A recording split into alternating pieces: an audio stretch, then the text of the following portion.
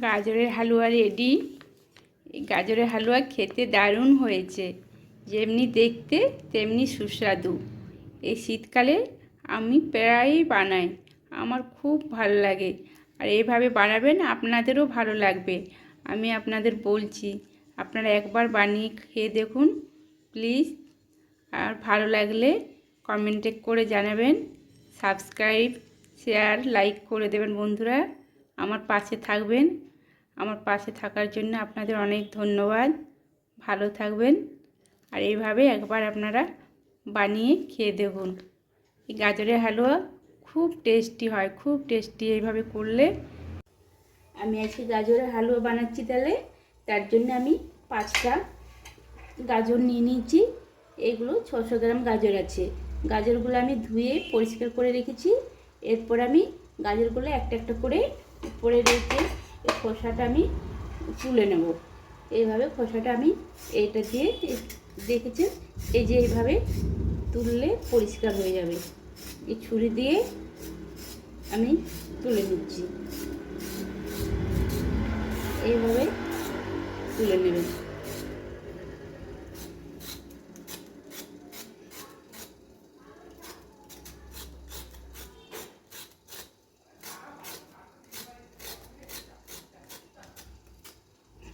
এরপর এইভাবে আমি সবগুলো তুলে নেব। এরপর এই যে গাজরের মাথাটা, এটা আমি এখানে কেটে ফেলে দিচ্ছি।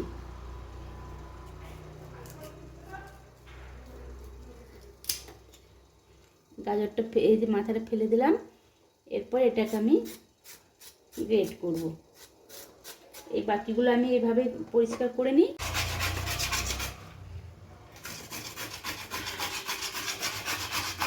দেখছেন, এইভাবে গ্রেট করে নিচ্ছি।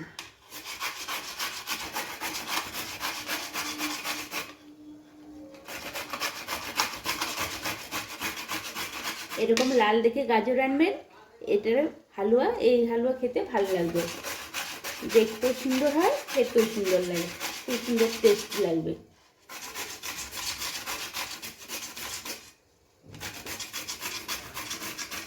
আমার সব গাজরগুলো গ্রেট করা হয়ে গেল। এরপর আমি গাজরের হালুয়া বানাবো।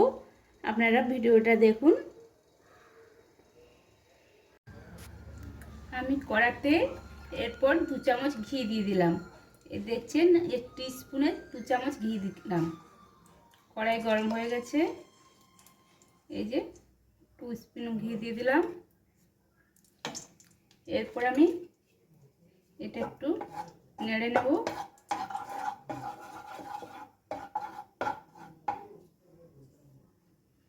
এই যে ঘি দিয়ে দিয়েছি। এরপর আমি এই গাজরটা, গ্রেট করা গাজরটা আমি সব দিয়ে দিলাম।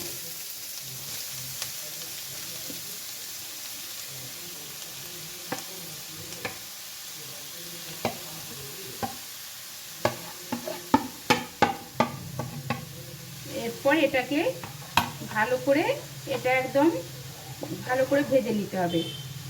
খুব সুন্দর করে শুকনো শুকনো করে ভেজে নিয়ে তারপর এর মধ্যে আমি দুধ দেব। তারপর কাজু, কিশমিশ, চিনি, এগুলো পরে আমি সব অ্যাড করব। আমি এইভাবে বানাচ্ছি, এইভাবে বানাবেন, খুব সুন্দর সুস্বাদু খেতে লাগবে, বারবার খেতে। আমি এটা ভালো করে যে নেড়ে নিচ্ছি, এটা জলটা পুরো শুকিয়ে নিচ্ছি।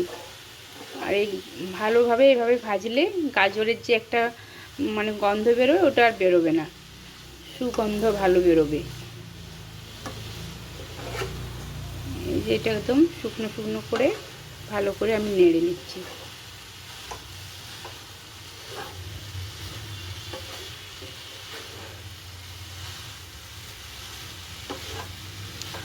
আর আমি 5 মিনিট নাড়বো, তারপর দুধ দেবো। আমি এটা ওই লিকুইড আমুল তাজা যে হয় 1 প্যাকেট আর 1/2 প্যাকেট দুধ দিয়েছি। আমার ওখানে ওই ভিডিওটা ঠিক মতো উঠলো না, আমি অতটা বুঝতে পারিনি, দুধ দেওয়াটা ওই জন্য দেখাতে পারলাম না। আমি এটা 1 প্যাকেট আর 1/2 প্যাকেট দুধ দিয়েছি। এরপর এটাকে, দুধটা আমি আগে একটু ঘন করে নিয়েছিলাম, তারপর এই দুধটা আমি এর মধ্যে দিয়েছি। এরপর এটাকে সেদ্ধ হবে, নাড়িয়ে নাড়িয়ে এটা আমি শুকনো করব। এই দুধটা এটা দিয়েছি, এটা সেদ্ধ হয়ে যাবে। এটা হাফ সেদ্ধ হয়ে গেলে আমি এর সাথে চিনি অ্যাড করব। আমি এরপর এটাতে চিনিটা দিয়ে দেব।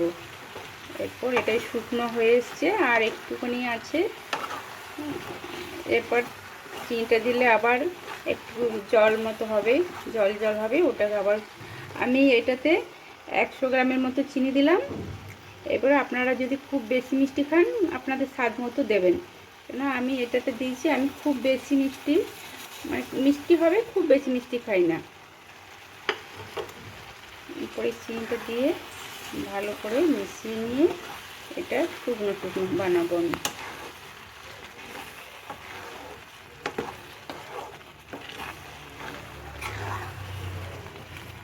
দেখেছেন কি সুন্দর দেখতে লাগছে, খেতেও দারুণ লাগবে।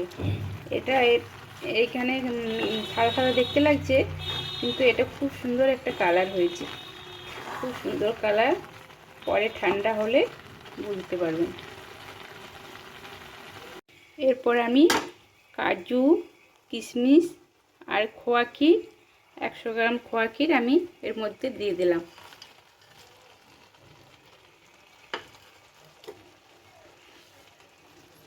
এরপর আমি এগুলো ভালো করে আবার এটা নেড়ে নেড়ে কিছুক্ষণ এগুলো দিয়ে আবার আমি 7 মিনিটের মতো এটা আবার নাড়ব। ক্ষীরটা পুরো এর সাথে মিশে যাবে।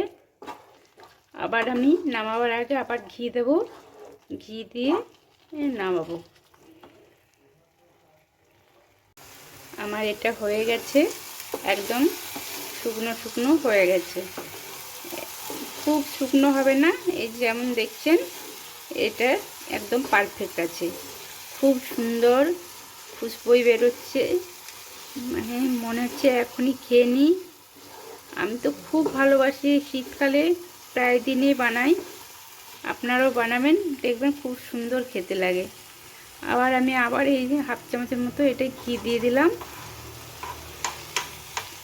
হাফ চামচের একটু বেশি দিয়েছি।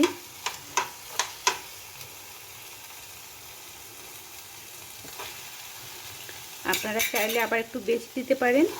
আমি ঘি বেশি দিলাম না, আমার কোলেস্টেরল আছে তো, আমি ওই জন্য ঘিটা কমিয়ে দিলাম। আপনারা আবার বেশি দিলে আরও খেতে আরও সুস্বাদু হবে।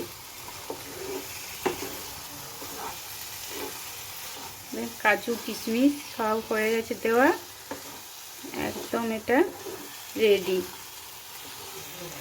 এরপর এটা আমি বন্ধ করে দিলাম।